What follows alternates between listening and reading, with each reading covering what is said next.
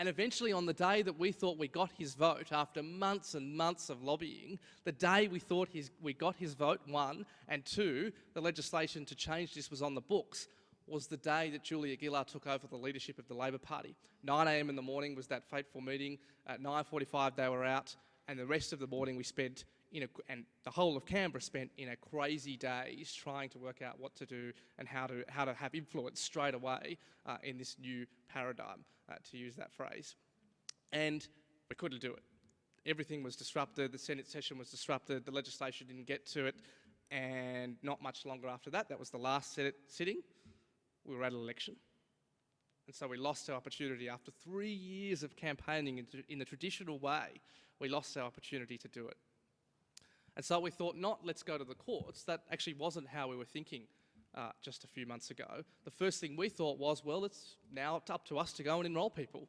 So we thought, all right, what's the most efficient way to enrol lots and lots of people in the time when they're actually thinking about it? That is the time, in this case, potentially as small as 2 hours between when the election's called and when the rolls are closed. That's what the outcome of this law could have been. So we thought, well, being somewhat connected to the demographic who are largely the problem here, that using the internet would be a great way to go. So we thought, all right, online enrolment, let's give that a go. Let's look into the legal ramifications of that. First of all, went to the Electoral Commissioner, and the Electoral Commission told us that there already was a system of online enrolment, that all you had to do was go to the AEC website, install or update some software, type in your details, print it off, sign it, go to your grandma's house, find a working fax machine, and then fax it over to the AEC. Doesn't really sound like online to me. Just because you can start the process online doesn't mean you can bloody well finish it. And that, of course, was absolutely ridiculous. And so we thought, bugger it, we'll just build a bloody online enrolment site and see how we go. One group of lawyers told us, no, don't do that.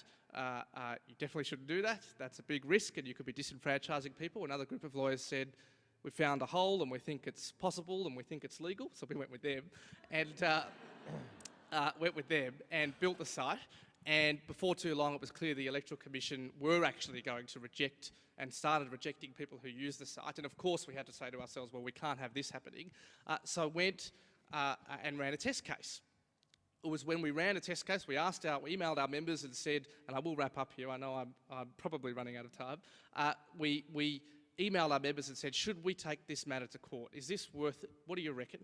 Being a member-driven movement, it was really important to get up members' views.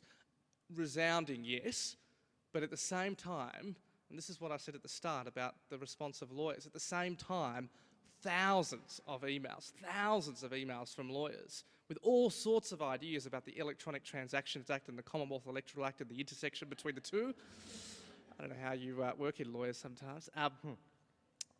Thousands of emails. But one of the most important phone calls we had at that point in time was with a man named Phil Lynch from the Human Rights Law Resource Centre, who put us in touch, put an argument about the fact that we were thinking a little small here, a little small time with online enrolment, put us in touch with Ron Merkel QC, who, being in the legal profession, you probably know. I hadn't heard of him. And at that point in time, so I had a conversation in a pretty jovial way with someone I later found to be someone of quite high stature. And I'm pretty naive. But anyway, we had a fantastic conversation where he said, look, think about the Roach case, which established the right to vote and the reason, you probably know it, I'm seeing lots of noddings of heads, the rationale upon which that right to vote can be limited. It established those principles and a test of sorts that we used. He thought creatively and said, well, this 7-day period, the fundamental problem you're trying to solve in the first place by moving to online enrolment might be unconstitutional. So he said, you should do something about that. And I said, well, you should do something about that. And we said, all right, well, let's do something about it together. And got back on the phone to the Human Rights Law Resource Centre. This was about an hour into the process here, and said, well, let's do something about it. And so having established that we thought we should do something about it, we got on the phone to the major law firms. Phil did that. Called around, called Allens, called Malleys and a few others. I can say that colloquially now that I'm in the legal fraternity. And lo and behold, about 40 minutes later, one of them said yes to spending what must have been hundreds of thousands of dollars in legal fees to support this case. We made the decision over the coming day or so to put to risk it, because the adverse cost order would have been about $250,000 had we lost, which is, you know, a large amount of money compared to what we have in the bank. We don't have much more than that. And so we took the risk, ran with it, and found ourselves some plaintiffs. We knew we had to find ourselves some plaintiffs really quickly because we'd already told Lateline, hey, we've got this good yarn for you. We're in our office with the lawyers. Sometimes people think, how the hell do you guys work? We called Lateline, and then we had to tell the lawyers, well, no, we have to sort this out now because I'm going to Lateline at 8:30 to do a pre-record, and I need to say that we're doing this case. So we worked really hard, found ourselves a couple of plaintiffs who would run the case that we wanted to get behind, who were missing their right to vote at the election because they were enrolling too late, and got going with the High Court case, and had the first directions hearing within a week. And they decided at that point in time, I was there in the room, that the full bench of the High Court would come in. The full bench of the High Court would come in a week. Australia's fastest High Court constitutional case would be heard. Within a week, the full bench of the High Court were there. And again, being young, being naive, and having no idea about the law, having studied like 4 subjects of law in my economics degree, I'm sitting here thinking this is pretty normal. Quickly realised, with the amount of media attention, with hundreds of people in the courtroom, with 98,000 Australians possibly enfranchised by this case, I'm thinking, shit, I hope I haven't done something wrong here. This is pretty extraordinary. I was a troublemaker in class, but I never knew it would end up in the High Court of Australia.